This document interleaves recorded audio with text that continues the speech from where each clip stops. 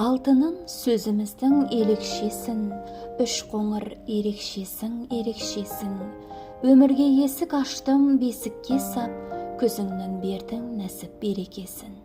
Сүйдірдің кең қазақты телемгесін, кештірдің ақындықтың ен өлкесін.